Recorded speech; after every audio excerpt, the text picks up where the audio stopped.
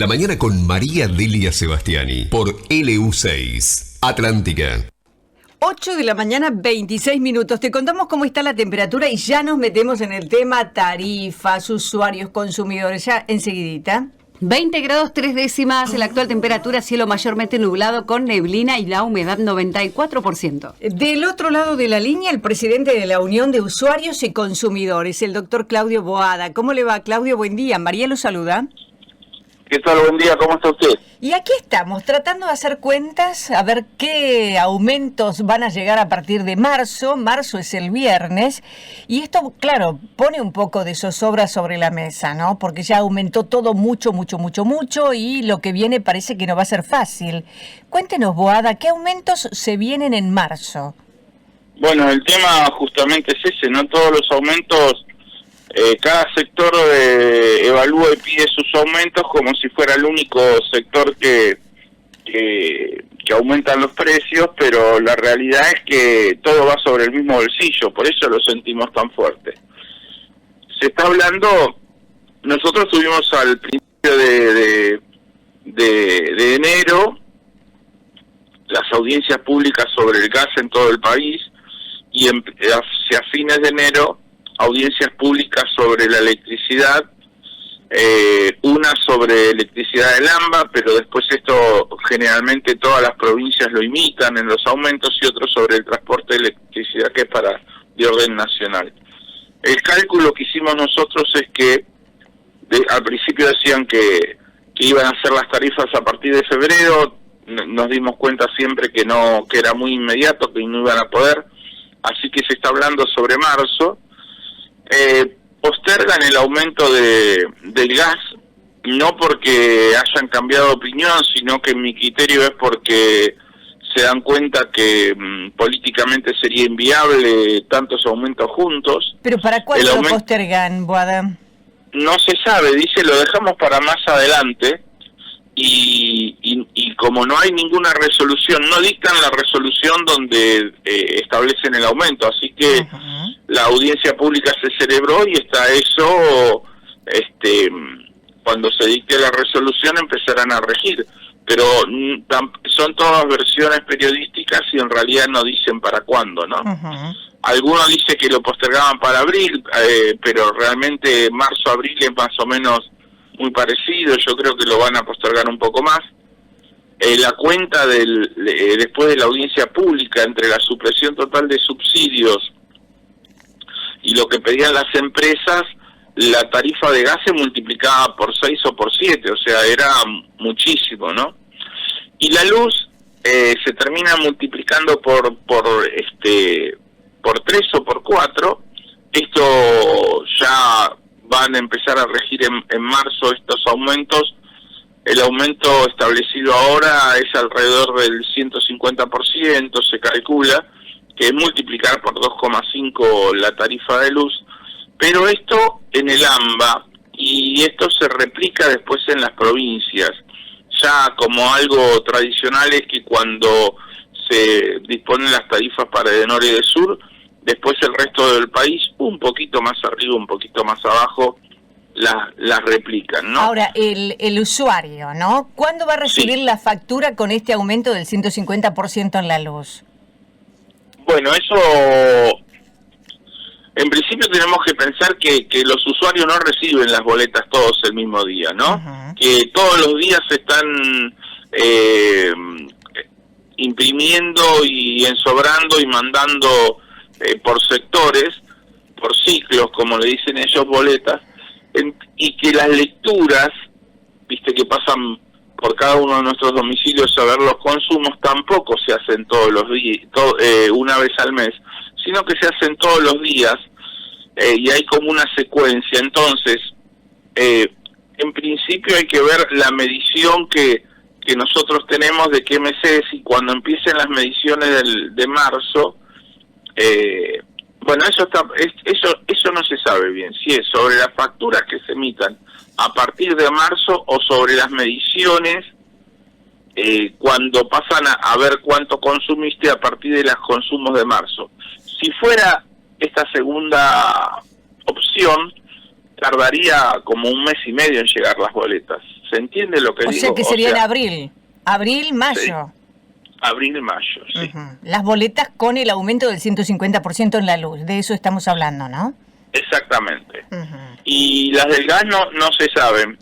Y por otro lado había un aumento para aguas y cloacas, que también generalmente cuando se le da aumento a AISA se repite o eso se establece en casi todo el país, del 137% que iba a empezar a regir ya, y el ministro Caputo dijo que él no lo autorizaba. Ujú. Bueno, estaba discutido porque iba a ser sin audiencia pública, ahí había bastante lío.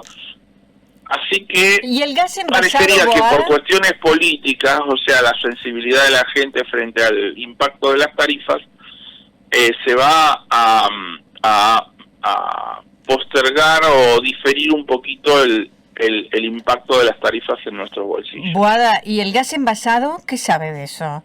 El gas en garrafa. Bueno, sobre el gas envasado, ahí tenemos el pasado mañana, si no me equivoco, sí, hoy es 27, el 29, una audiencia convocada para donde el Estado Nacional se va a expresar sobre qué va a hacer con los subsidios a la energía, el gas y la electricidad, y ahí se incluye una revisión del programa Hogar, como se llamaba el del gas envasado, y los subsidios que irían hacia el gas envasado.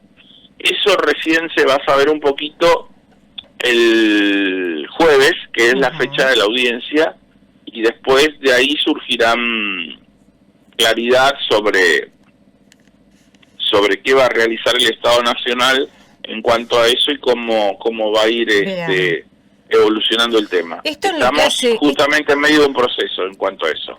Esto es lo que hace a tarifas. Estábamos hablando también de los consumidores en general. ¿Qué pasa con los alimentos hoy? ¿Cómo están los precios? ¿Siguen los aumentos? ¿Se amesetaron los aumentos? ¿Cómo lo ve? No, los aumentos siguen altos. Realmente en índices como los que estamos teniendo, decir que se amesetó es mantener un alto índice de inflación. Yo creo que los índices van a bajar un poco de inflación, pero igual hay índices altísimos. Pensemos que hoy estamos en un 240, 250 anualizado, considerando los índices más bajos de la época de Alberto Fernández. Ujú. O sea, no es que estuviéramos bien antes, por supuesto, ¿no? Por supuesto, estábamos con un 150, 160% de inflación anualizada. Hoy estamos en 250, o sea, 100 puntos más. La anualizada de hoy abarca parte de esa época y parte del gobierno de Milei. Y mientras que Milei dice que esa alta inflación se debe a la herencia recibida, nosotros pensamos que se debe a las medidas propias del gobierno de Milei, la liberación de precios, la quita de controles, la desaparición de programas de precios y la quita de un montón de facultades de la Secretaría de Comercio, prácticamente la desaparición de la Secretaría de Comercio Interior, es lo que lleva a esta escalada de precios. No hay una herencia recibida en esta inflación, no había. Bueno, la inflación no podemos negar que ya existía, ¿no? Que se aceleró. No, por supuesto, pero otra por eso verdad. le digo un 150% de anualizada de la inflación, que es una barbaridad, que es pensar que yo un producto que lo compro a 100 pesos a principio de año está a 250 a fin de años, eso es una locura total. Estábamos en esa inflación repudiable, muy alta, pero pasamos, eso no autoriza tirar todo por la borda, ¿no? O sea, se pasó de una inflación muy alta a otra altísima, o sea, no hay uno por criticar la actual no defiende la anterior. Digo que los números anteriores eran más suaves en consideración a los números actuales. Ahora, ustedes como presidentes o como integrantes de la Unión de Sí. Usuarios y Consumidores, ¿qué relevamiento hacen diariamente, semanalmente? nosotros estamos relevando en ciertas zonas del tercer cordón del conurbano. Podríamos mencionar como para ubicarnos, ¿no? Escobar, Garín, Tigre, Alberti. Estamos relevando precios en supermercados y precios en verdulerías. ¿Y qué le Y dicen? estamos incorporando esos relevamientos a nivel de otros lugares del país, ¿no? ¿Y qué le dice el relevamiento? Y números espantosos, como los que veníamos, como los que vemos en los índices oficiales. O sea, los números son terribles. O sea, hay una pérdida total de capacidad de reflexión sobre los precios en este momento.